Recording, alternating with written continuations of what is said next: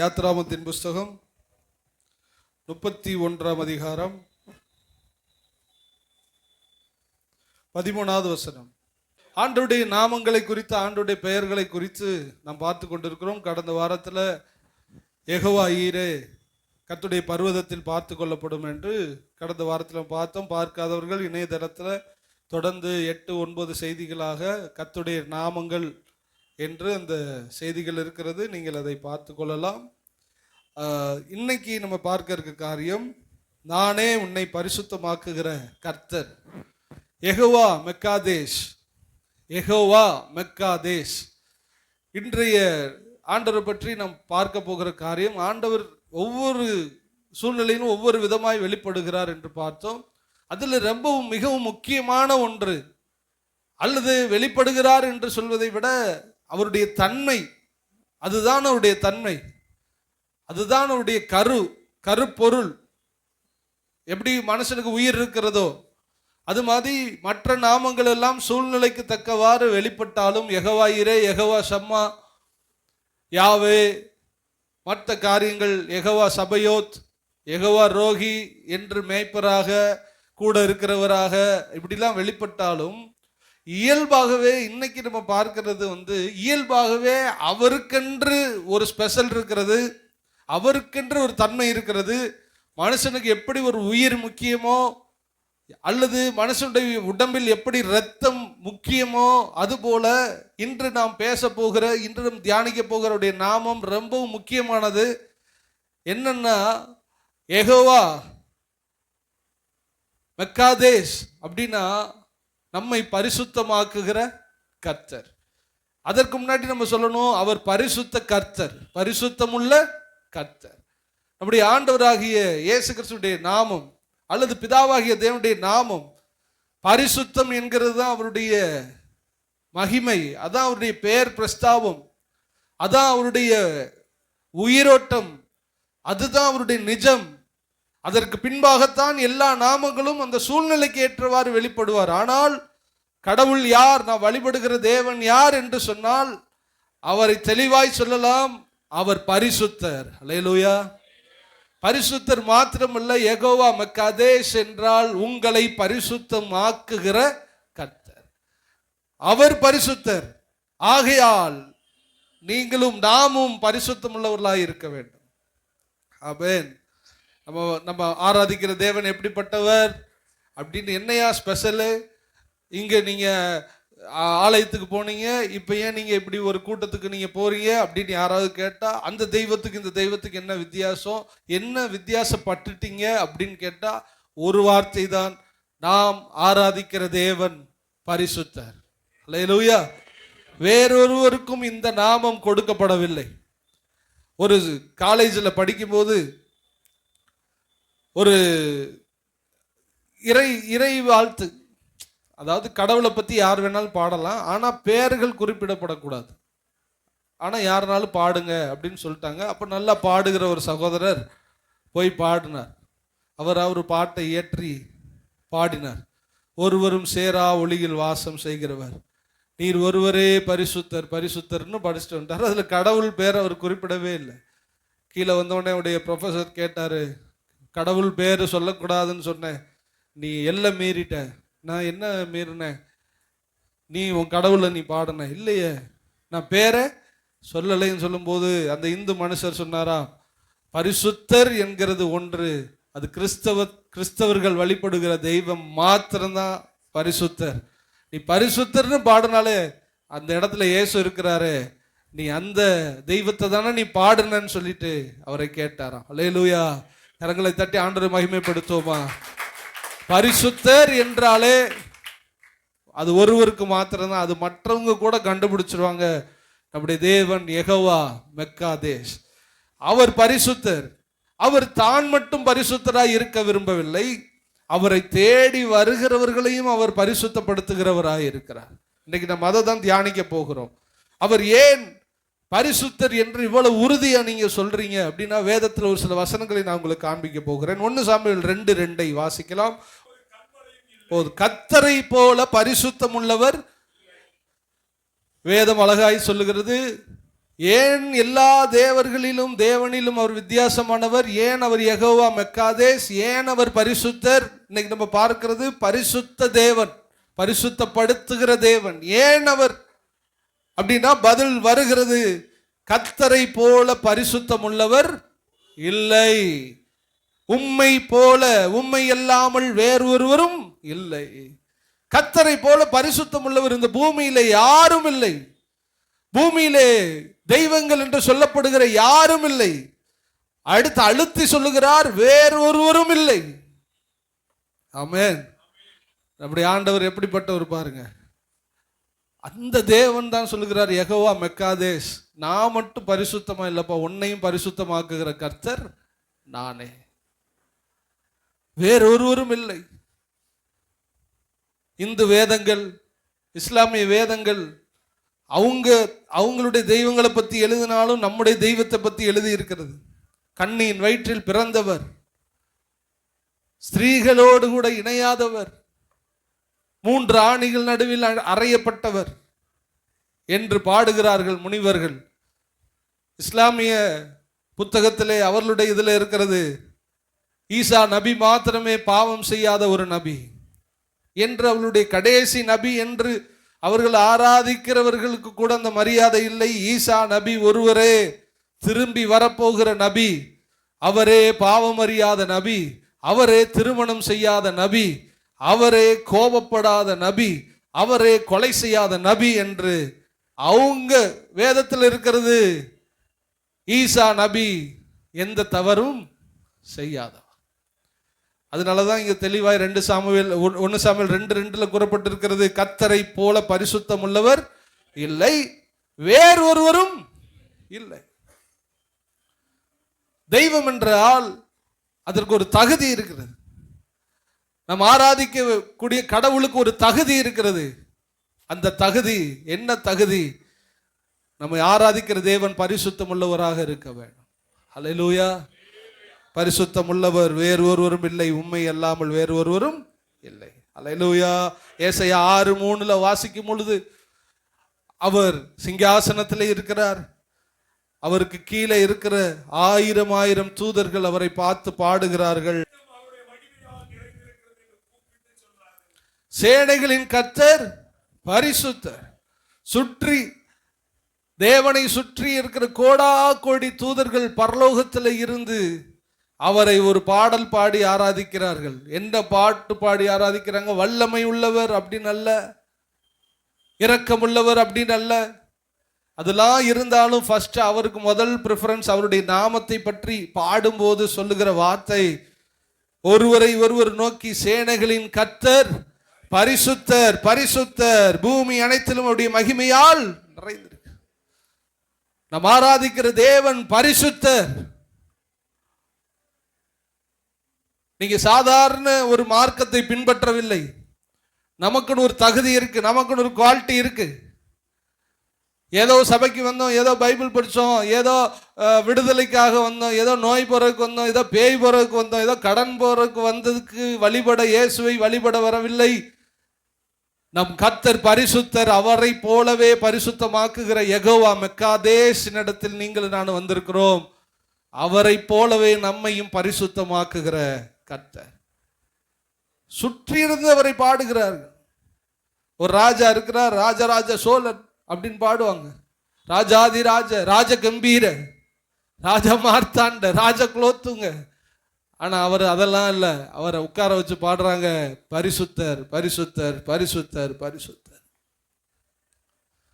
அங்க இருக்கிற எல்லா ஜீவன்களிலும் பரிசுத்தம், அங்கு சுற்றி இருக்கிற கோடி கோடி தூதர்களில் பரிசுத்தம், அங்கு இருக்கிற இலை தலைகள், அந்த எல்லா விருட்சங்கள் மரங்களில் பரிசுத்தம், தண்ணீர்களில் பரிசுத்தம், அதன் சுவாசத்திலே பரிசுத்தம், அதன் மணக்கும் அங்க வாசனையிலே பரிசுத்தம், அதன் மேகங்களிலே பரிசுத்தம், அதன் சத்தங்களிலே பரிசுத்தம் பரிசுத்தம் பரிசுத்தம். அவர் இருக்கிற இடம் பரிசுத்தம். அந்த தெய்வம் உங்களை இறங்கி வந்து பாவியான மனுஷனை தேடி வந்தார். எதற்கு? யெகோவா மெக்காதேஸ், உங்களையும் பரிசுத்தப்படுத்துகிற தேவன் நானே. அல்லேலூயா. ஆபகுக்கு 1:13 நம்ம ஆராதிக்கிற தேவன் யெகோவா மெக்காதேஸ், தீமையை பார்க்க மாட்டாத சுத்த கண்ணர். நான் சொல்றது உங்களுக்கு கொச்சையா தான் இருக்கும், ஆனால் நீங்க ஏத்துக்கணும்.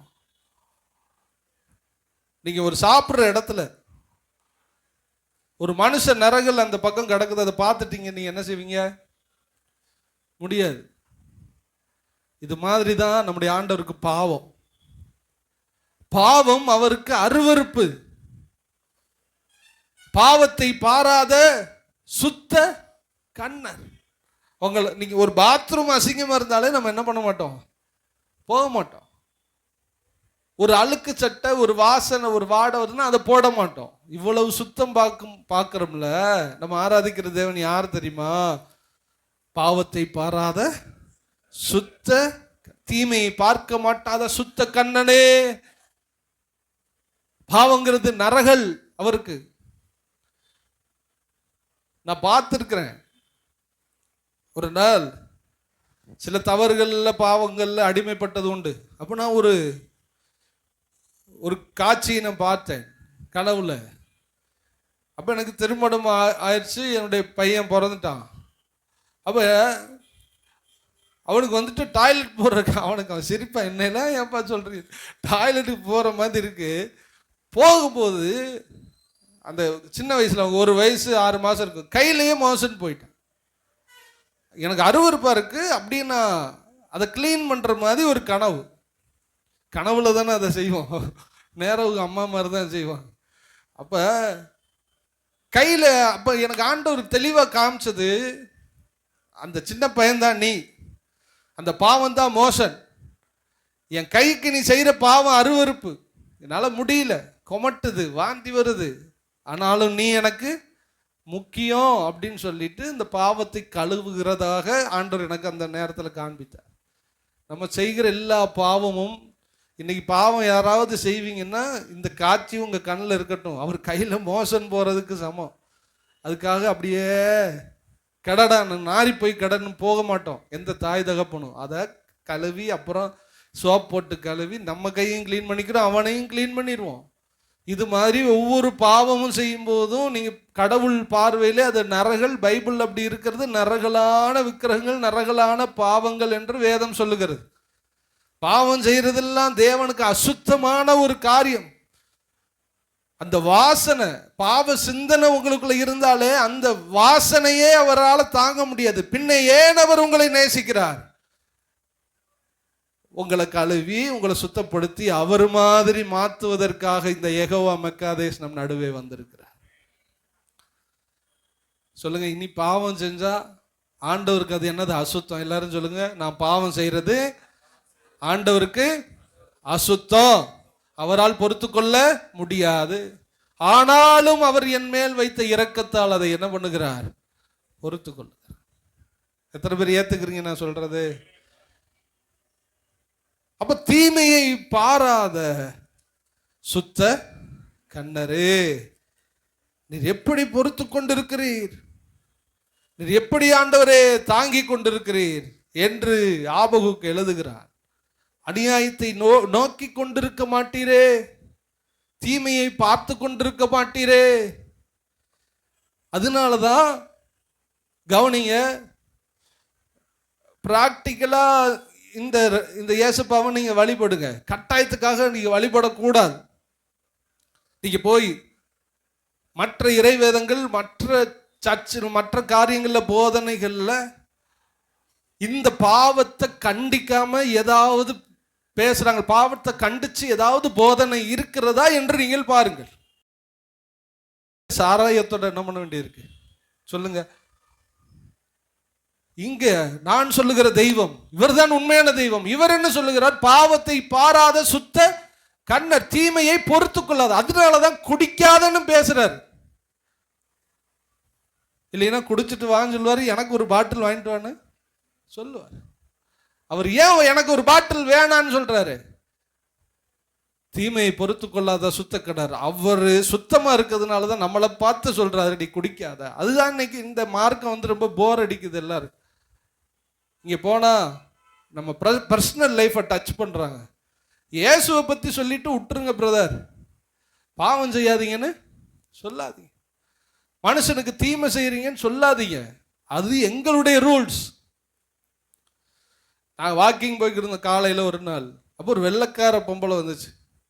அதோட என்ன பார்க்குறீங்க, எதுக்கு வந்தீங்க அப்படின்னு கேட்கும்போது, அது சில காரியத்துக்காக அது வந்திருக்கு. அப்போ நான் ஆண்டை பற்றி பேசினேன், விட்டுச்சாலோ தத்தா புத்தான்னு பேசினேன். ஒரு அமெரிக்காக்காரி.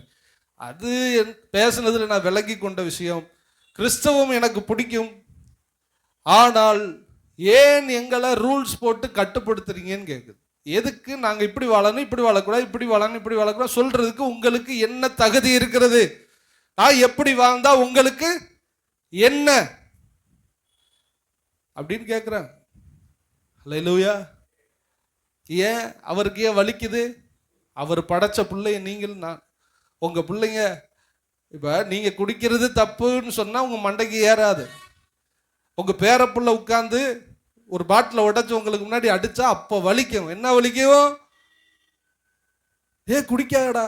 அப்ப அவன் கேட்பான், நீ குடிக்காதேப்பா. நான் என்ன பண்ண மாட்டேன், குடிக்க மாட்டேன்.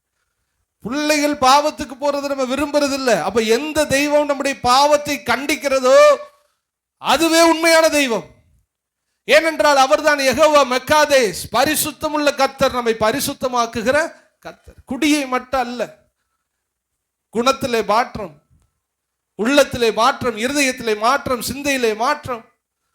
மொத்தத்தில் அவர் எப்படி இருக்காரோ அதுக்கு மாறா மனுஷ குலம் இருந்தா அங்கிருந்து எச்சரிக்கிற வார்த்தை அவர்கிட்ட வந்துதான் ஆகும். இந்த பைபிள்ல வந்துதான் ஆகும். ஏன்னா பைபிள் சொல்லுது, தீமையை பார்க்காத சுத்த கண்டரே நீர் பொறுத்து கொண்டிருக்க மாட்டீரே. இது எல்லாம் உங்களுக்கு அசிங்க மாதிரி இல்லப்பா, இதெல்லாம் உங்க நரகல் மாதிரி இல்லப்பா. எப்படி நீங்க இதை பொறுத்துக்கிறீங்க? எப்படி இருக்கும் மனுஷனை பார்க்கும்போது? 2 நாளைக்கு முன்னாடி பஸ்ல போயிட்டு பஸ்ல வர்றோம், பஸ்ல வந்துகிட்டு இருக்கோம். இருக்கும் போது நின்றுகிட்டு இருக்க இடம் இல்லாம பஸ்ல உட்கார்ந்து, ஒரு ஆளுக்கு ஒரு 35 வயசு இருக்கும், ஆபாசமான ஒரு படத்தை பஸ்ல உட்கார்ந்து ஓப்பனா பார்த்துக்கிட்டு இருக்கார்.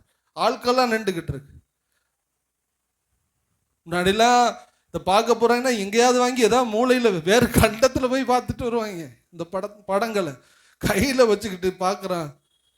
வரிசையில் ஆள்க நிற்குது. அருவருப்பு. அவனுக்கு அது பாவங்கிறதே அவனுக்கு என்ன பண்ணா போச்சு. இதெல்லாம் யெகோவா மெக்காதீஸ் பரிசுத்தமானுங்கிற கர்த்தர் மேல இருந்து பார்த்துக்கிட்டு இருந்த, ஐயோ இந்த பூமியை எவ்வளவு அழகாய் படைத்தேன், இந்த மனுஷர்களை தமது சாயலிலே பரிசுத்த சாயலிலே நான் சிருஷ்டித்தேன், இவர்களோ மனுஷன் இருதயம் கேடுள்ளதும் மகா கெட்டதுமாய் திருக்குள்ளதுமாய் ஆபாசம் நிறைந்ததுமாய் பொய்யுமாய் பகையுமாய் மாறிடுச்சே அப்படின்னு எப்படி இருக்கும் படைச்சவர். அதனாலதான் அவர் சொல்லுகிறார், தீமையை நான் பார்க்கவே மாட்டேன். அதனாலதான் சபைக்கு போனா இப்படி பேசுறாங்க, உங்க பர்சனல் லைஃபை தொடுறாங்க. தொடர்றது பாஸ்டர் உங்களை குத்தி பேசல, தேவன் அவர்களுக்குள் இருந்து பேசுகிறார்.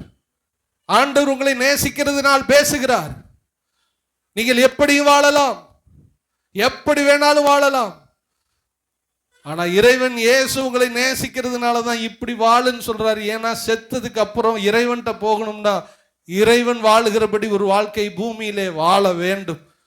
வாழாவிட்டால் அவர் அருகே நம்ம என்ன பண்ண முடியாது, பூமியிலையும் ஆசீர்வாதமா இருக்க முடியாது. பரிசுத்தங்கிறது கட்டளை அல்ல, பரிசுத்தங்கிறது ஏதோ பரீட்சை அல்ல, பரிசுத்தங்கிறது கட்டாயப்படுத்துகிற ஒரு ரூல்ஸ் அல்ல. பரிசுத்தம் என்கிறது உனக்கும் எனக்கும் கொடுக்கப்பட்ட ஒரு மகிமை, ஒரு மேன்மை. அல்லேலூயா. அப்ப ஏன் அவர் யெகோவா மெக்காதேஸ், அவருக்கு தீமையை கண்டா என்ன பண்ணாது, பிடிக்காது. ஆண்டவரை பிடிக்கணும்னு சொல்றவங்க இனி தீமை என்ன பண்ணக்கூடாது, நேசிக்க கூடாது. நீர் பகைக்கிறவர்களை நான் பகையாமல் இருப்பேனோ அப்படின்னு ஒரு வசனம் இருக்கு. உங்களுக்கு பிடிக்காது எனக்கு பிடிக்காது அப்படின்னு தாவீது பக்தன் எழுதுகிறான். நீர் யாரை பகைக்கிறீரோ, யாரைனா நீர் எதை பகைக்கிறீரோ அது எனக்கு பகை. உங்களுக்கு என்ன பிடிக்கலையோ அது எனக்கு பிடிக்காது. அப்படி ஒரு விசுவாசி வர வேண்டும். அல்லேலூயா.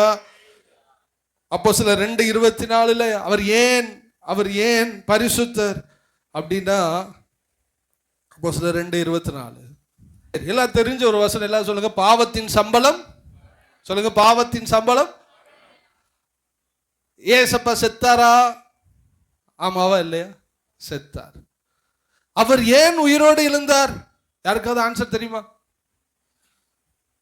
அவர் இறைமகனா இருக்கிறதுனாலயா? இல்ல, அது ஒரு காரணமா இருக்கலாம். ஆவியானவர் உள்ள இருந்து எழுப்புனதுனாலயா?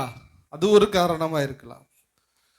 வேதத்தின்படி ஏசப்பாவுக்கும் அது ரூல்ஸ் தான். என்னது? பாவத்தின் சம்பளம். ஆனால் இயேசு மரித்தார், மரணம் அவரை பிடிக்கவில்லை. இங்கு எழுதப்பட்டிருக்கிறது, அவருடைய மரண உபாதையின் கட்டுகளை அவர் அவிழ்த்தார். அப்படின்னா மரணத்தின் உபாதைகள் கட்டுகளை அவிழ்த்து அவரை எழுப்பினார். அவர் மரணத்தினால் கட்டப்பட்டிருக்க கூடாது. உங்களுக்கு ஆன்சர் சொல்றேன். இயேசு பாவம் செய்யாத பரிசுத்தர். எனவே பாவத்தின் சம்பளம் மரணம் அவரிடத்தில் வேலை செய்யவில்லை. அதுதான் உண்மை. நமக்காக மரித்தார், ஆனால் பாதாளம் அவரை கட்ட முடியவில்லை. காரணம், அவர் நம் பாவத்துக்காக மரித்தார், அவரோ பாவம் செய்யவே இல்லை. யெகோவா மெக்காதேஷ் பரிசுத்தர். அல்லேலூயா. உங்களுக்கு 4 எடுத்துக்காட்ட காமிச்சேன். அவரை போல பரிசுத்தம் உள்ளவர் யாருமே இல்லை.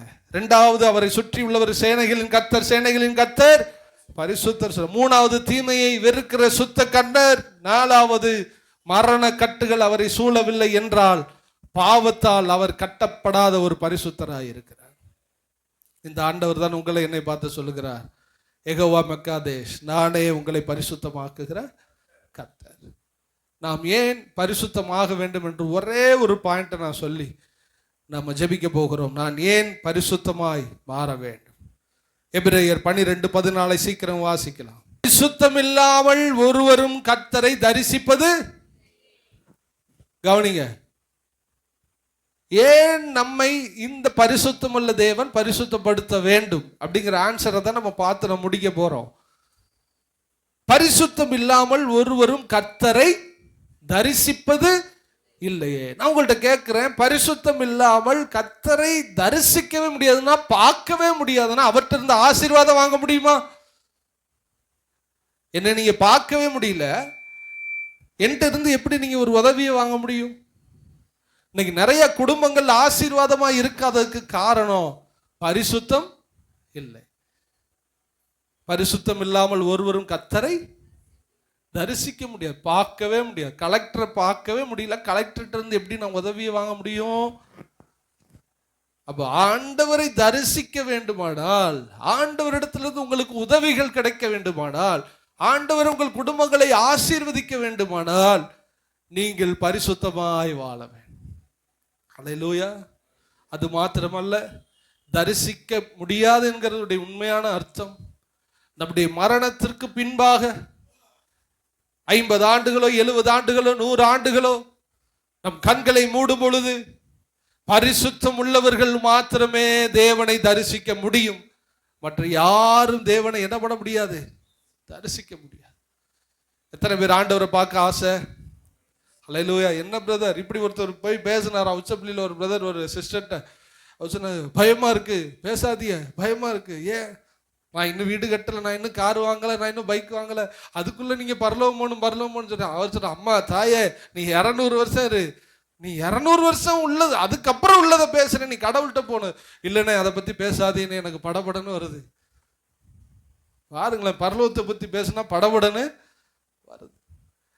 நானும் உங்கள்கிட்ட சொல்கிறேன், 100 வயசு இருங்க, கண்ணை மூடும் பொழுது தேவனை நீங்களும் நானும் தரிசிக்க வேண்டுமானால் யெகோவா மெக்காதேஷ் உங்களை பரிசுத்தப்படுத்தி இருக்க வேண்டும். பரிசுத்தம் இல்லாமல் ஒருவரும் கர்த்தரை தரிசிப்பது இல்லையே. 1 பேதுரு 1ஆம் அதிகாரம் 14.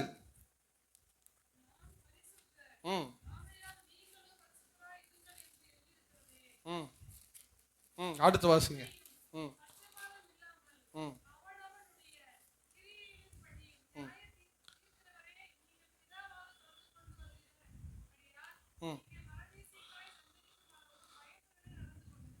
போதும் போதும், கவனிச்சுட்டே வாங்க. இந்த வசனத்துல இருந்து சில விஷயத்தை உங்களுக்கு காமிக்க போறேன். 1 பேதுரு 1:14 ஃபர்ஸ்ட் சொல்றாரு, பரிசுத்தம் எப்படி படுறது, ஏன் படணும்னு சொல்லிட்டு உங்களுக்கு சொல்லி புரிய வைத்து நாம் ஜெபிக்க போகிறோம். அந்த 14வது வசனத்துல என்ன போடப்பட்டிருக்கிறது என்றால், நீங்கள் முன்னே உங்கள் அறியாமையினாலே கொண்டிருந்த இச்சைகளின்படி இனி நடவாமல் கீழ்ப்படுகிற பிள்ளைகளாய் இருந்து. ஃபர்ஸ்ட் பாயிண்ட், இதை மட்டும் நீங்க பாருங்க, உங்களுக்கு புரியுற மாதிரி சொல்றேன். இதுக்கு முன்னாடி நீங்க வாழ்ந்தது மாதிரி இனி நீங்கள் வாழாமல். யெகோவா மெக்காதேஷ் நம்மளை பரிசுத்தப்படுத்தணும்னா, ஏன் பரிசுத்தப்படுத்தணும்? அவர் என்ன பண்ணணும்? மரணத்துக்கு அப்புறம் அவரை சந்திக்கணும், பூமியில அவர் நம்மளை ஆசீர்வதிக்கணும். அதுக்கு நம்ம என்ன செய்யணும்? நான் எப்படி பரிசுத்தப்படுறது? நீங்கள் முன்னே உங்கள் அறியாமையினால், இதுக்கு முன்னாடி தெரிஞ்சும் தெரியாம நிறைய தப்புகளை நீங்க பண்ணிருப்பீங்க. இப்பொழுதோ அந்த இச்சைகளின்படி நீங்கள் நடவாமல் கீழ்ப்படுகிற பிள்ளைகளா இருந்து. முன்னாடி நீங்க பொய் பேசியிருப்பீங்க, முன்னாடி நீங்க சண்டை போட்டிருப்பீங்க, முன்னாடி துரோகம் பண்ணியிருப்பீங்க, முன்னாடி குடிச்சிருப்பீங்க, முன்னாடி சிகரெட் அடிச்சிருப்பீங்க, முன்னாடி வேறொரு வழிபாட்டில் இருந்திருப்பீங்க, முன்னாடி பாவத்தில் இருந்திருப்பீங்க.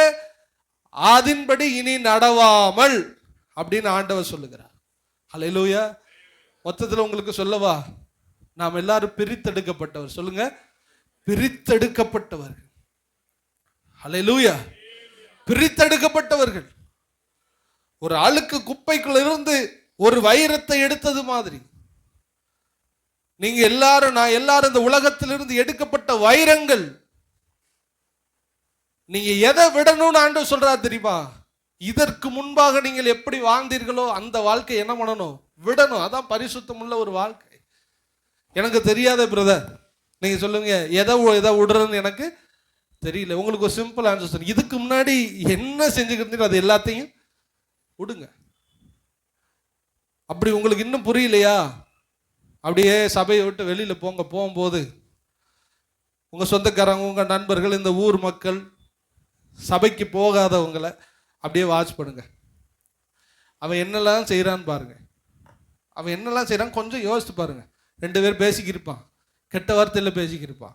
2 பேர் பேசிக்கிருப்பான், எவனையாவது சம்பந்தம் இல்லாமல் வம்பிழுத்து பேசிக்கிட்டு இருப்பான். அதை பாருங்க. திடீர்னு ஒருத்தவன் இந்த குச்சுக்கு பின்னாடி போய் ஒரு குவார்ட்டரை உடச்சிக்கிட்டு இருப்பான். அதை நீங்க பாருங்க. அப்படியே அங்கிட்டு போங்க. ஒருத்தவன் திருடிக்கிட்டு இருப்பான் வட்டிக்கு விட்டு, அதை நீங்க பாருங்க. அப்படியே இந்த பக்கம் போகட்டுங்க. செல்போன்ல என்னமா பார்த்துருவோம், எல்லாத்தையும் சுத்தி நல்லா பாருங்க. இவன் எல்லாம் சபைக்கு போகாதவனா இருக்கணும். அப்படியே பார்த்துட்டு அப்படியே வந்து யோசிச்சுட்டு நீங்க ஒரு முடிவெடுங்க. இனி எதை நான் பார்த்தனோ அதை அவங்க செய்யறதை இனிமே நான் என்ன பண்ண மாட்டேன். அதான் பரிசுத்தம். பேதுரு பிரசங்கம் பண்ணும் பொழுது நாங்கள் என்ன செய்ய வேண்டும் கேட்டாங்க. நீ ஒன்றும் செய்ய வேண்டாம்ப்பா, இதுக்கு முன்னாடி நீ யாரோட இறந்தியோ அந்த மாறுபாடுள்ள சந்ததியை விட்டு விலகி நீ உன்னை ரட்சித்துக்கொள். அது உன் நண்பனா இருக்கலாம், அது உன் தாயா இருக்கலாம், தகப்பனா இருக்கலாம், குடும்பமா இருக்கலாம், உன்னுடைய சொந்த பந்தங்களா இருக்கலாம். அவர்களுடைய செய்கைகளின்படி இனி நீங்கள் செய்யாமல் அதை விட்டு என்ன பண்ணணுமா? வெளியில அதுதான் போடப்பட்டிருக்கு. நீங்கள் முன்னேனா சபைக்கு வர்றதுக்கு முன்னாடி நீங்கள் அறியாமையினால், தெரியாம என்ன பண்ணிட்டீங்க? செஞ்சிட்டீங்க. நான் சொல்ற புரியுதா எல்லாருக்கும்? தெரியாம செஞ்சிட்டீங்க. அதை இனிபடி செய்யாம இனி ஒரு புதிய வாழ்க்கை வாழ. அததான் ஆண்டவர் சங்கீதம் 1 எழுதுவார், துன்மார்க்கருடைய ஆலோசனையில். இதுக்கு முன்னாடி யாரோ உங்களுக்கு ஆலோசனை சொல்லியிருப்பாங்க, அதுல நடவாமல். பாவம் உள்ள ஃப்ரெண்ட்ஸ் நின்றுருப்பாங்க, அவங்க பக்கத்துல இனிமே நீ என்ன பண்ணாத, நிக்காத. அதாவது இனிமே நீ மற்றவங்க சொல்றதை கேட்காத. மாப்பிள்ள வாடா, அப்படி ஒரு போதையை போட்டு வருவான்னு சொல்லுவான், அவன் பேச்சை நீ கேட்காத. வாடா அந்த படத்துக்கு போவோம், கேட்காத. வாடா இங்க போவோம், கேட்க. வாடா அவனை அடிச்சுட்டு வருவான், கேட்காத. துன்மார்க்குடைய ஆலோசனையின்படி அவன் வழியில கூட நிக்காத. சும்மா பொழுது போல அவன்கிட்ட 2 பேசிக்கிட்டு இருந்தேன் அப்படின்னா அவன் தரதரன்னு இழுத்து உங்களை பழைய இடத்துக்கு என்ன பண்ணிடுவான், கொண்டு போயிடுவான். நீங்க ஒரு ஆள், நான் கவனிக்கல, நீங்க ஒரு ஆளை சபைக்கு இழுத்துட்டு வாங்க, உங்களால முடியாது. நீங்க கொஞ்சம் அசந்தா அவங்களை இழுத்துட்டு டாஸ்மாக்கு போறதுக்கு 10 ஊழியக்காரன் இருக்கான். ஊழியக்காரன்னா சாத்தானுக்கு ஊழியம் செய்யறவன். குடிக்கிறதுக்கு இழுத்துட்டு போறதுக்கு ஆளுக்கு நிறைய இருக்குது. அவனுக்கு நம்ம ஒத்து போகிறதுக்கு நம்முடைய இருதயம் ரெடியா இருக்கு. ஆனா நம்மளால ஒரு ஆளை இழுத்துட்டு சபைக்கு வர முடியாது. எவ்வளவு ஸ்ட்ராங்கா பிசாசு போராடுறான். அதனாலதான் ஆண்டவர் சொல்றாரு, அந்த பக்கம் கூட நீ என்ன பண்ணாத, நிக்காத.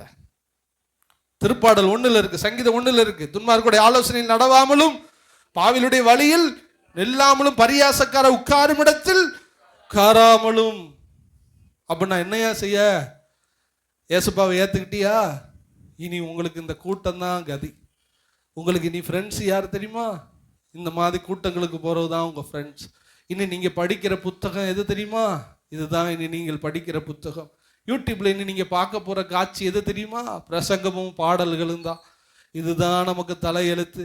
இது ரொம்ப போரிங்காக இருக்கு பிரதர் அப்படின்னு சொன்னாலும் பாவக்காய் கசப்பு தான், ஆனால் வாழ்க்கைக்கு ரொம்ப ரொம்ப நல்லது மாதிரி. இது கசப்பா இருந்தாலும் இது உங்க வாழ்க்கைக்கு என்னது? நல்லது. உங்க லைஃப் மாறணும். அதாவது ஒரு மெடிக்கல் காலேஜ் ஸ்டூடெண்ட்டை தூக்கிட்டு வந்து ஆர்ட்ஸ் காலேஜில் போட்ட மாதிரி உங்க கிளாஸ் மட்டும் மாறணும். உங்க கிளாஸ் மட்டும் சொல்லுங்க மாறணும். எல்லாம் மாறி முழு செட்டப் மாறி நீங்க பிடுங்கப்பட்டு வேற ஒரு இடத்துல வரணும். அதுதான் ஆண்டவர் சொல்லுவார், உங்களை எகிப்திலிருந்து பிடுங்கி உங்களை இஸ்ரவேலிலே நாட்டினேன். வேரோடு பிடுங்கப்பட்டு நீங்கள் நாட்டப்பட வேண்டும். உங்கள் நண்பர் யாருன்னு கேட்டா சொல்லணும், இதுக்கு முன்னாடி இவங்க எங்க நண்பர்ல இருந்தாங்க, ஆனா இப்ப இவங்க, நான் சபைக்கு போறேன், நான் பைபிள் படிக்கிறேன். ஏன்பா? யெகோவா மெக்காதேஷ், பரிசுத்தமாக்குகிற கர்த்தர் என்னை பரிசுத்தம் ஆக்கிவிட்டு. உண்மைக்குமே ஆண்டவர் உங்களை தொட்டா, உண்மைக்குமே ஆண்டவர் உங்க மனசாட்சியை தொட்டா, நீங்க நிச்சயமா பாவத்தை விட்டு விலகுவீங்க. உங்களுக்கு அருவருப்பா மாறும். ஹல்லேலூயா. மற்ற காரியத்தில் உங்களால ஈடுபட முடியாது. உண்மைக்குமே ஆண்டவர் டச் பண்ணா அப்படித்தான் இருக்கும். அப்ப என்ன செய்யணும்? இதுக்கு முன்னாடி என்னென்னலாம் செஞ்சீங்களோ, யாரோடலாம் பழகுனீங்களோ, எல்லா கனெக்ஷன் என்ன ஆகணும்? நீங்க கட் பண்ணணும்னு சொல்ல வரல. இன்னைக்கு நீங்க ஒப்பு கொடுத்துட்டு போங்க, உங்களுக்கு அது எல்லாமே வேற மாதிரி தெரியும். பவுல் ரொம்ப படிச்சவர். அவர் சொல்லுவார், நான் யூத கோத்திரம் சொல்லுவார், நான் இன்னாருக்கு பிறந்தவன் சொல்லுவார், நான் இன்னும் படித்தவன் சொல்லுவார், இன்னும் தொழில் சொல்லுவார், இன்னென்ன எனக்கு தெரியும் சொல்லுவார். எல்லாத்தையும் சொல்லிட்டு சொல்லுவார், இது அனைத்தும் இப்பொழுது என் இயேசுவுக்காக குப்பையாக, குப்பை நஷ்டம்.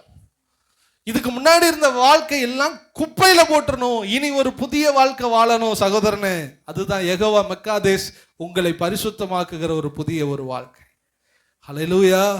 முன்பு நீங்கள் செய்தபடி வாழாமல் கீழ்ப்படுகிற பிள்ளைகளாய் இருந்து, 15வது வசனம், உங்களை அழைத்தவர் நீங்களும். நான் ஃபர்ஸ்டே சொன்னேன், நம்முடைய ஆண்டவர் யாரு? பரிசுத்தமுள்ள கர்த்தர். தீமையை என்ன பண்ண மாட்டாரு, சகிக்கவே. இப்ப அவர் உங்களை அழைச்சிட்டாரு, அவருக்குள்ள நீங்க என்ன பண்ணிட்டீங்க? வந்துட்டீங்க. இன்னிலிருந்து உங்களுடைய வாழ்க்கை எப்படி இருக்கணுமா? உங்களை அழைத்தவர் பரிசுத்தராய் இருக்கிறது போல நீங்களும் உங்கள் நடக்கை எல்லாவற்றிலும், இனி உங்கள் செயல்பாடுகள் எல்லாம் எதுவா இருக்கணும் சொல்லுங்க? பரிசுத்தமா இருக்க வேண்டும். அல்லேலூயா. எப்படி வாழணும் என்று ஆண்டவர் சொல்லுகிறார், இந்த பூமியிலே நாம் பரதேசிகளாக வாழணும். 17வது வசனம், அன்றியும் பட்சபாதம் இல்லாமல் அவனவனுடைய கிரியைகளின்படி நியாயம் தீர்க்கிறவரை நீங்கள் பிதாவாக தொழுது கொண்டு வருகிறபடியால் இங்கே நீங்கள் பரதேசிகளாக சஞ்சரிக்கும் அளவும் பயத்துடனே. ஆமென். கரங்களை வைத்து அல்லேலூயா சொல்லுங்க. உங்களுக்கு புரியுமா சொல்றேன்? நாம் ஆராதிக்கிற தேவன் பரிசுத்தமுள்ளவர். நாம் ஏன் பரிசுத்தப்பட வேண்டும்? அவரை பார்க்கும்படி நாம் பரிசுத்தப்பட வேண்டும். அவர் நம்மை ஆசீர்வதிக்கும்படி பரிசுத்தப்பட வேண்டும். பரிசுத்தம் என்றால் என்ன? இதற்கு முன்பாக வாழ்ந்த பழைய வாழ்க்கையை நான் துரத்தி ஒரு புதிய வாழ்க்கை நான் என்ன பண்ணணும்? வாழ. அது எதுல தெரியணும்? என் நடக்கையில தெரியணும், ஆக்டிவிட்டிஸ்ல தெரியும். நடக்கைனா என்ன? உங்க செயல்பாடுகள்ல தெரியணும். உங்க செயல்பாடுகள் முன்பு பாவத்தின் செயல்பாடுகளா இருக்கலாம், ஆனா இப்பொழுது பரிசுத்தமான செயல்பாடுகளா இது மாறும். பேச்சு, பார்வை, எல்லா நடவடிக்கைகளும் அப்படியே மாறணும். நான் அடிக்கடி சொல்லுவேன், ஏர்டெல் சிப்புல இருந்து ஜியோவுக்கு மாறுறீங்கன்னா ஏர்டெல்ல உருவிட்டு ஜியோவை மாற்றவுடனே ஜியோ டவர் கிடைக்கிற மாதிரி உங்க பழைய மனுஷனை எடுத்துடணும். கிறிஸ்துவுக்குள் நீங்கள் புதிய மனுஷனாய் மாறி செயல்பாடுகளிலே மாற்றும். இப்படி மாறும் பொழுதுதான் இந்த யெகோவா மெக்காதேஷ் அவரை போல மாற்றுகிறார். ஏன் அவரை போல மாற்றுகிறார்? இங்கே இருக்கிறது பட்சபாதம் இல்லாமல் அவனவனை நியாயம் தீர்க்கிறவராம். ஏன் மாறணும்? கடைசியா சொல்றேன், நான் மரித்ததற்கு அப்புறம் நீங்க எல்லாரும் ஒரு காட்சியை பார்ப்பீங்க. இறந்ததுக்கு அப்புறம் நீங்க நம்புறீங்களோ நம்பலையோ, நீங்க அதை பார்த்துதான் ஆகணும். ஏன்னா பாவமே செய்யாம வாழுன்னு சொன்ன மார்க்கமே சொன்னதே பொய்யா இருந்துச்சுன்னா மற்ற மார்க்கங்கள் சொன்ன எல்லாமே என்னவா இருக்கும்? பொய்யா. ஒருவேளை நீங்க பரலோகம் இல்லை அப்படின்னு நீங்க சொன்ன, இவ்வளவு சுத்தமா வாழ சொல்லுகிற இந்த மார்க்கமே பொய் என்று நீங்கள் நினைத்தால் எந்த மார்க்கம் உங்களை கரை சேர்க்குங்கிறத நீங்க முடிவு எடுத்துக்கிறீங்க. பரலோகம் இருக்குதோ இல்லையோ அப்படி ஒரு ஆப்ஷன் வச்சுக்கிறீங்க. ஆனா பரலோகம் இருந்துச்சுன்னா நம்முடைய ஓட்டம் நடை எல்லாம் என்னவாயிரும்? வேஸ்ட். ஹல்லேலூயா. மரித்ததுக்கு அப்புறம் ஒன்று நடக்க போகுது, கவனிங்க. நீங்க ஒரு வெள்ளை சிங்காசனமும் அமரப்பட்டிருக்கும், ஒரு வெள்ளை சேர், எல்லா இதுலையும் ராஜாதி ராஜாவாய் ஆண்டவராகிய இயேசு கிறிஸ்து உட்கார்ந்து இருப்பார். அப்பொழுது ஆதாமிலிருந்து கடைசி வரை செத்து போனவர்கள் எல்லாரும் எழுப்பப்படுவார்கள். கடல்ல செத்தவன் கடல்ல இருந்து வருவான், ரோட்ல செத்தவன் ரோட்ல இருந்து வருவான், புதைக்கப்பட்டவன் வெளியில வருவான், தீக்கிரைக்க ஆக்கப்பட்டவன் வெளியில வருவான். எல்லாரும் வெளியில வருவார்கள். அப்படியே சுற்றிலும் எல்லாரும் நிற்பாங்க. நிற்கும் போது ராஜாதி ராஜா எல்லாரையும் அவர் நியாயம் தீர்ப்பார். அல்பபெட்டிக் ஆர்டர் அவர் பெரிய புக்கு திறக்கப்படும். யார் யார் பெயர் இருக்குதோ வாசிக்கப்படும். இப்போ அப்படி ஏல வாசிப்பார், பீல வாசிப்பார், சீல வாசிப்பார். வாசிக்க வாசிக்க வாசிக்க பேர் இருந்தவர்கள் எல்லாம் வலது பக்கத்திலே கொண்டு போகப்படுவார்கள், பேர் இல்லாதவர்கள் எல்லாம் இடது பக்கத்திலே கொண்டு போகப்படுவார்கள். இடது பக்கத்திலே இருக்கிறவர்கள் தேவனையும் தேவ பிரசன்னத்தையும் பரலோகத்தையும் விட்டு எரிகிற அக்கினிக்கு பங்கடைவார்கள். ஒரு நாள் அல்ல, 2 நாள் அல்ல, முடிவே இல்லாத காலங்களாய் நரகத்திலே அவர்கள் வேதனைப்படுவார்கள். பெயர் எழுதப்பட்டவர்களோ வலது பாரசத்தில் கொண்டு போகப்படுவார்கள். இவர்களுக்கு பிதா ஆயத்தப்படுத்தின பரலோக ராஜ்யத்திற்குள் இவர்கள் நுழைவார்கள். இந்த வசனத்தை தான் இங்க சொல்லுகிறார். யாரையும் பச்சபாதம் இல்லாமல் நியாயம் தீர்க்கிறவரை உங்கள் கடவுளாக நீங்கள் கொண்டிருக்கிறீர்கள். யெகோவா மெக்காதேஸ், பரிசுத்தமாக்குகிற கர்த்தர். ஃபர்ஸ்டே சொன்னேன், பாவத்தை நரகல் மாதிரி பார்க்கிறவர். பூமியில இருக்கிறவர் தான் உங்க பாவத்தை மன்னிக்க முடியும் அவர்னால. நீங்க இன்னைக்கு செத்தா அவர் பார்வையில போய் நீங்க முழிக்கணும். முழிக்கும் போது அவர் உங்களை பார்ப்பார். நீ பாவம் செய்தவனா பரிசுத்தம் அடைந்தவனா? பாவம் செய்தவனா இருந்தால் நித்திய அக்கினிக்குள்ளேயே தள்ளப்படுவீர். அக்கினி கடல். அக்கினி கடல்னா என்ன? இன்னைக்கு போய் ஸ்டவ் ஆன் பண்ணி ஒரு 10 என்ற வரை உங்க கையை என்ன பண்றீங்க? உள்ள போய் வைக்கிறீங்க. ஒரு செகண்ட் உங்களால வைக்க முடியாது. உள்ள போட்டப்பட்டதுக்கு அப்புறம் இந்த வேதனை இருக்கும், ஆனால் ஒரு முடி கூட கருகாது. ஆனா வேதனை இருந்துகிட்டே இருக்கும். செத்துடலாம் தோணும், கத்தி எடுத்து குத்திடுவான் தோணும், கழுத்து நெரிச்சு கொள்ளுவான் தோணும். சாக முடியாது, ஆனால் சாவின் வேதனை அனுபவிக்கிற ஒரு இடம். இயேசுவே, இன்னொரு வாய்ப்பு எனக்கு தாரும், என் பாவத்தை மன்னியும், இனி ஒரு பாவம் நான் செய்ய மாட்டேன், இனி நான் சர்ச்சுக்கு வருவேன், ஒரு தடவை என் உடம்புக்குள்ள என் ஆன்மா போகும்படி உதவி செய்யும் என்று கெஞ்சினாலும் என் ஆண்டவர் அங்கு உதவி செய்ய மாட்டார். ஆண்டவர் சொல்வார், உனக்கு பூமியிலே ஒரு வாய்ப்பை கொடுத்துட்டேன் மகனே, பூமியில பல வாய்ப்புகளை கொடுத்துட்டேன், பூமியில மனம் திரும்பாத நீ பரலோகத்திலே மனம் திரும்ப போவது கிடையாது.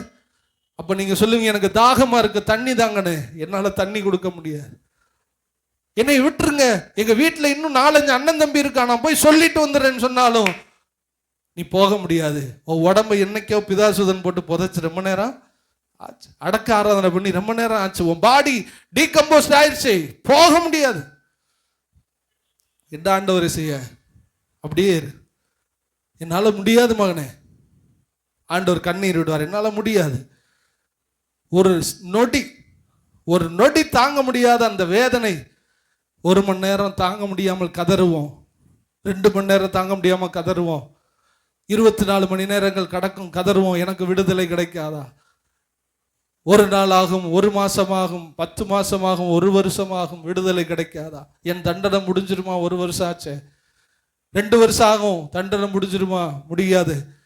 30 வருஷம் ஆச்சு, முடியுமா? முடியாது. 300 வருஷம் ஆச்சு, முடியுமா? முடியாது. 3000 ஆண்டு ஆச்சா? முடியுமா? முடியாது. 3000 கோடி ஆண்டுகள் ஆச்சு, முடியுமா? முடியாது. ஏயா முடியாது? அதுக்கு பேர் நித்திய நரகம். அந்த வேட தான் சொல்றாரு, உங்களை பச்சபாதம் இல்லாமல் உங்களை நியாயம் தீர்க்கிறவரை நீங்கள் பிதாவாக கொண்டிருக்கீங்க. இங்கதான் அவர் உன்னை நேசிக்கிற கடவுள், அங்கே நியாயம் தீர்க்கிற கடவுள். உட்கார்ந்து இருக்கும் போது யெகோவா மெக்காதேஷ் பாவம் செஞ்ச ஒரு கூட்டத்தை நரகத்துக்கு தள்ளுவார், பரிசுத்தமான ஒரு கூட்டத்தை பரலோகத்துக்கு கொண்டு போவார். அவன் பார்த்துட்டு சந்தோஷம் தாங்க முடியாம இருப்பான். அவன் என்ன தெரியுமா யோசிப்பான், ஐயோ இந்த இடத்த விட்டு நான் போகவே கூடாது, ஒரு நாள் ஆகும் நான் போயிடக்கூடாது, 2 நாள் ஆகும் போயிடக்கூடாது, 3 நாள் ஆகும் போயிடக்கூடாது. ஒவ்வொரு நாளைக்கும் அது சந்தோஷமாய் மாறிக்கிட்டே இருக்கும். ஒரு நாள் திருப்தி, ஒரு நாள் இருக்காது. அதை விட எக்ஸைட்மெண்ட், அப்படியே பிரமிப்பு. இன்னைக்கு பிரமிப்பு, நாளைக்கு அதை விட பிரமிப்பு, அதுக்கு நான் அதை விட பிரமிப்பு. ஒன்னே இவங்களுக்கு சொல்றேன்னு, ஏசப்பாவை தேவனை சுத்தி பரிசுத்தர்னு சுத்திக்கிட்டே வர்றாங்களா தூதர்கள். நீங்க கொஞ்சம் யோசித்து பாருங்க, எவ்வளவு நாள் தான் சுத்த முடியும்? இப்ப என்னை பார்த்து நீங்க நல்லவர்னு சுத்துங்க, ஒரு 5 நேரம் சுத்துவீங்களா? 6வது போடா. எப்படி வருஷக்கணக்கா சுத்துறான், எப்படி இன்னும் சுத்துறான்னு அதுக்கு ஒரு ரகசியம் இருக்கிறது. ஒரு முறை சுற்றி வந்து பரிசுத்தர்னு சொல்லும் போது பார்த்த அழகை விட 2வது முறை வரும் பொழுது அதை விட அழகாக இருப்பாராம். அதனாலதான் பரிசுத்தர்னு சொல்லிட்டு அடுத்த டைம் பரிசுத்தர்னு சொல்லுவானா, அடுத்து ரிட்டன் வரும்போது அதை விட அழகு பரிசுத்தர். அப்படியானால் பரலோகம் முடிவில்லாத கோடி ஆண்டுகளாய் பிரமிப்பூட்டி கொண்டே இருக்கும். ஆப்போசிட்டா நரகம் முடிவில்லாத நாட்களாய் வேதனை கொடுத்து கொண்டே இருக்கு. இந்த இடத்துக்கு நீங்களும் நானும் போய் நிக்க போறோம். அதுக்கு தான் இந்த ஆதார வசனத்தை சொன்னேன், பரிசுத்தம் இல்லாமல் ஒருவரும் கர்த்தரை. யெகோவா மக்காதேஸ் எதுக்கு தேவை? எதுக்கு இந்த பரிசுத்தமாக்குகிற கர்த்தர் எனக்கு தேவை?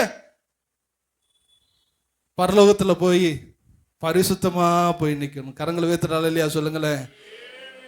இன்னைக்கு நீங்க எத்தனை பேர் முடிவு எடுக்க போறீங்க? இந்த யெகோவா மக்காதேஸ் உங்களை தேடி வந்திருக்கிறார். உன்னை பரிசுத்தமாக்குகிற கர்த்தர் நானே. அந்த இடத்துக்கு நான் உன்னை கொண்டு போகணும் மகனே. நான் பாவம் இல்லாததினால், இயேசு சொல்றேன், நான் பாவம் இல்லாததினால் மரணத்தின் கட்டுகளை அவிழ்த்து உயிரோடு நான் எந்திரிச்சேன். நீங்களும் உயிரோட எந்திரிக்கணும்னா பாவம் இல்லாத ஒரு வாழ்க்கை வாழ்ந்தாதான் உங்க சரீரம் பிசாசு கையிலிருந்து விடுவிக்கப்பட்டு மேலே எழும். எத்தனை பேருக்கு மோசே தெரியும்? மோசே பெரிய ஒரு தீர்க்கதரிசி. ஒரு பாவம் செய்தார், அவர் செத்துட்டார். சண்டை போட்டுக்கிட்டு இருக்காங்க. ஆண்டோடைய தூதர்கள் 2 பேரு, பொல்லாத தூதர் 2. என்ன சண்டையா? நல்லா கவனிங்க. மோசே செத்துட்டாரு, சண்டை நடக்குது. எதுக்கு? யாரு பாடிய அடக்கம் பண்றது. தூதர்கள் வந்து, இவர் எங்க தீர்க்கதரிசி, இஸ்ரவேல் ஜனங்களை நடத்தின கூடு.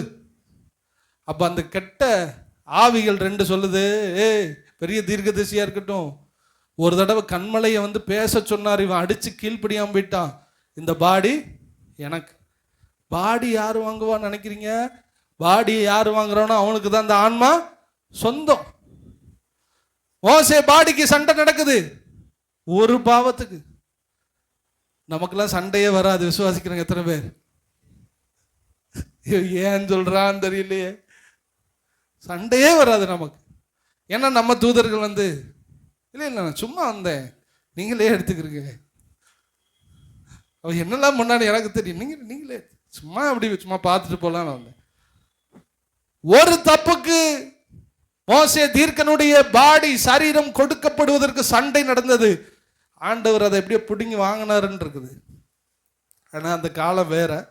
இப்பொழுது இயேசு கிறிஸ்துடைய ரத்தம் சகல பாவங்களை, உங்க எல்லா பாவத்தையும் இயேசுவின் ரத்தம் என்ன பண்ணிருச்சு? கழுவிருச்சு. தைரியமா இருங்க. கழுவிட்டாரு. ஆனா பூமியில வாழ்ற நாள் வர நம்ம என்னவா மாறணும்? பரிசுத்தம் உள்ளவர்களா மாறணும். எத்தனை பேருக்கு ஒத்துக்கொள்றீங்க? இன்னையிலிருந்து ஒரு புது வாழ்க்கை வாழ போறீங்க. வெளியில போய் நிற்கும் போது, இதுக்கு முன்னாடி உள்ள நண்பர்கள் எனக்கு நண்பர்களா இருந்தாங்க, ஓகே. ஆனா இனி அவர்களுடைய செய்கைகளின்படி நான் என்ன பண்ண மாட்டேன்? செய்ய மாட்டேன். இனி அவங்க பேசினபடி நான் பேச மாட்டேன். இனி அவனோட கூட்டு சேர்ந்து சில காரியம் பண்ண இனி நான் பண்ண மாட்டேன். இனி நீங்க சொல்லணும், நான் இன்னையிலிருந்து நான் ஆண்டவருடைய பிள்ளை. அல்லேலூயா. நான் ஆண்டவருடைய பிள்ளை. நான் வேற எதுலையும் நான் போய் மெர்ஜாக மாட்டேன், கலக்க மாட்டேன். நான் அவருடைய பிள்ளை என்று நீங்கள் வாழும்போது, நீங்கள் மரித்தாலும் உங்களுடைய மரணத்தின் கட்டுகளை கர்த்தர் அவிழ்ப்பார். உங்கள் சரீரம் உயிரோடு கூட எழுந்திருக்கும். ஒரே ஒரு வார்த்தை சொல்லி முடிக்கிற, நீங்க உயிரோட எந்திரிக்கணும்னா நீங்க பரிசுத்தமா, இயேசு உயிரோட எந்திரிச்சதுக்கு காரணம் சொல்லு, என்ன சொல்லுங்க? பரிசுத்தம். நாம உயிரோட எந்திரிக்கணும்னா பரிசுத்தம். உயிரோட எந்திரிச்சு பரலோகம் போகணும்னா பரிசுத்தம். கர்த்தர் நமக்கு அந்த பரிசுத்தத்தை தருவாராக. ஏசப்பாவுடைய ரத்தத்தினால டெய்லி நீங்க பரிசுத்தப்படணும். ஒரு சின்ன பாவம் செஞ்சுட்டாலும் ஏசப்பா என் பாவத்தை என்ன பண்ணிருங்க? மன்னிச்சிருங்கன்னு கேட்கணும். பைபிள் படி வாழுங்க, பரிசுத்தமா வாழுங்க. இந்த யெகோவா மெக்காதேஷ் உங்களை ஆசீர்வதிப்பார். பரலோகத்தில் மட்டுமல்ல, நீங்கள் பரிசுத்தமாய் வாழ வாழ பூமியிலையும் ஆசீர்வாதங்களை உங்களுக்கு அள்ளித்தர உண்மையுள்ளவராயிருக்கிறார். அல்லேலூயா. நீங்க சுத்தமான பாத்திரத்துல தான் நீங்க ஒரு பிரியாணி செஞ்சுட்டீங்க, ஒரு பிச்சைக்காரன் வர்றான், அழுக்கு தட்டை கொண்டு வர்றான், நீங்க போட மாட்டீங்க. ஏன்னா இதுல தான் முந்திரி பருப்பு நெய்ல என்ன பண்ணிருக்கு சேர்த்து கஷ்டப்பட்டு பிரியாணி செஞ்சு ஒரு அழுக்கு பாத்திரத்துல போட மாட்டோம். தட்டை கழுவிட்டுவான்னு சொல்லுவோம், இல்ல ஒரு புது தட்டை கொடுத்து சாப்பாடை வைப்போம். அது மாதிரி நீங்க பரிசுத்தமா வாழ்ந்தா தேவன் பெரிய பெரிய ஆசீர்வாதங்களை உங்கள் குடும்பங்களுக்கு தருவார். பரிசுத்தத்துல ஒரு சீக்ரெட் இருக்குது. நீங்க பரிசுத்தமா வாழும் பொழுது தெய்வம் உங்களை ஆசீர்வதிப்பார். நம்ம எல்லாரும் அப்படி எழுந்திருப்போமா? பூமியிலையும் உங்களை ஆசீர்வதிக்க, பரலோகத்திலையும் நீங்கள் அவரை சந்திக்க யெகோவா மெக்காதேஷ் உங்களை அழைத்திருக்கிறார். ஹல்லேலூயா.